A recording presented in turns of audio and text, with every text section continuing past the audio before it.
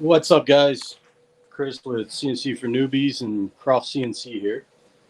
And I wanted to go live to show you guys some different ways that I secure some of my wasteboards. Now, I have to preface this whole scenario with I am making a uh, double layered wasteboard with T-track. Okay, so every 8 inches, I'm going to have a um, 4 foot piece of T-track going into an intersection at the 4 foot mark, middle line of the table. This is on my 4896 CNC for Newbies rack and pinion machine. Okay, so we have cross braces to go over, and I have quite a bit of clearance. And I know that this is the way that I want to set this wasteboard up, because I'm actually going to add in a pin fixturing system on all of the middle boards between the T-tracks. So it's going to be a pretty versatile wasteboard. Okay. So the first thing I do, I know it's going to be double layered, so I don't use the 3/4 MDF. I actually use particle board on mine, um, but I'm using the 5/8 of an inch particle board. Okay, and the reason I'm doing that is it gives me something to put the other boards down on, but in the same token, it doesn't build up too much height because I'm going to have a whole nother layer on top of this. Okay. Um, so whenever I do this, I actually um, kind of knew where I wanted to put my screws and everything. The uh, the screw holes for this are in a uh, number 10 screw is what I used. And I used a taper head Phillips pan pan bolt or screw. Um, and then I marked the locations, and I drilled with um, a 3/16 drill clearance drill bit. And then uh, from there, I actually went in and countersunk with a number 10 countersink. Okay. Um, and the reason I did that was so these bolts sit down underneath the surface. Okay. Each one of them are down. Um, and the cool thing about the CNC for Newbies is it's a press formed cross brace with the exception of this center rail. This center rail is actually a double extrusion rail going across. Um, or I'm sorry, this is a single extrusion rail up here, double extrusion down on the bottom. Okay. So I basically marked out where the center of that extrusion is, and I used a number 10, 1.5 inch long self-tapping screw. Um, and I did a countersink, just like I did with the panhead screws. Just use that countersink, and I used the drill bit in the countersink to go down through the first layer of extrusion. Um, Once I did that, I was able to clearance the head for the self tapper, and I still had meat in the extrusion for the self tapper to pull the board down to. Okay, now this is going to get a whole 3/4 inch layer of wood on top of it that will also be surfaced. So once I get all this down and secured, I'm going to have my 3/4 boards and my T-track go on top of this. All right. So that's how I plan on doing this wasteboard.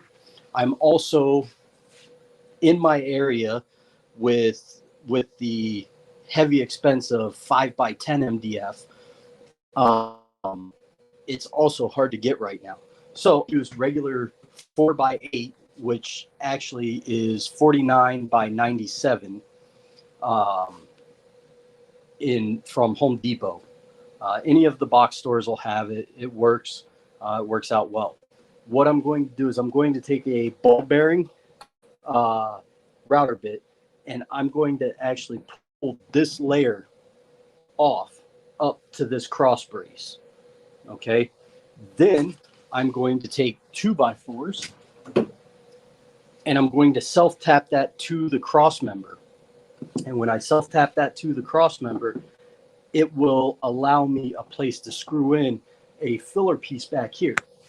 And then I'm going to get 10-foot slats and I'm going to chop those off so that they cover the whole board as one strip. And then whenever I do that, I'll have my T-tracks, I'll have cross pieces for the intersections. So I'll be able to slide some T-tracks this way in the middle.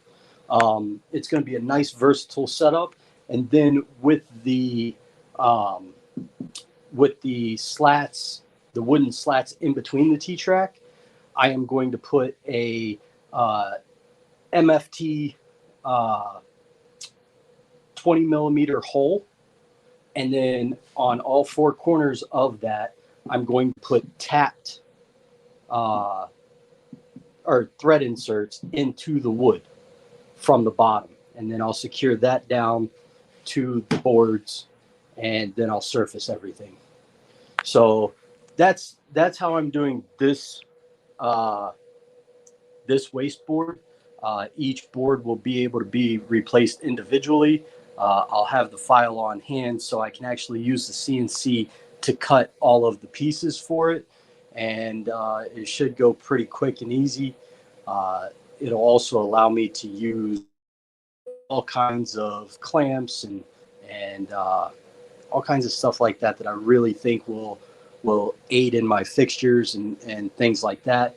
I'll have a couple dedicated pinholes for alignment, for fixture pinning, and stuff like that. So with that being said, I just wanted to go live and give you guys a good way that you can secure your wasteboards to your machines. I got another one here. I'm actually putting a melamine top on that because the customer wants to do a vacuum table on it. So we'll see how that works out. Shout out to Luke. There's your machine, man. So other than that, that's basically where we're at. As you can tell, we got the miter station in. Now it's time to start organizing this cluster of a shop so that we can start making this and that machine and put the high-speed machine together and have all three of those running. I also have my plasma cutter to put together. I have my lathe project here in front of this, so I got to put that together, and then I've got to build a stand for it. And then after that, I'll have my milling machine put together, and I have my 3D printer stand right here. So once I'm said and done with all of those, I should be golden and I'll be good to go. All right. So for you guys following along with the small garage setup, we're almost there. I have the bucket of antifreeze and distilled water for the water-cooled spindle running. I have the VFD control boxes all programmed underneath of there. I also have my rotary and my trunnion table. So there is a lot going on here. With that being said, I'm going to let you guys get back to what you were doing. Enjoy your Sunday and have a good one. Later.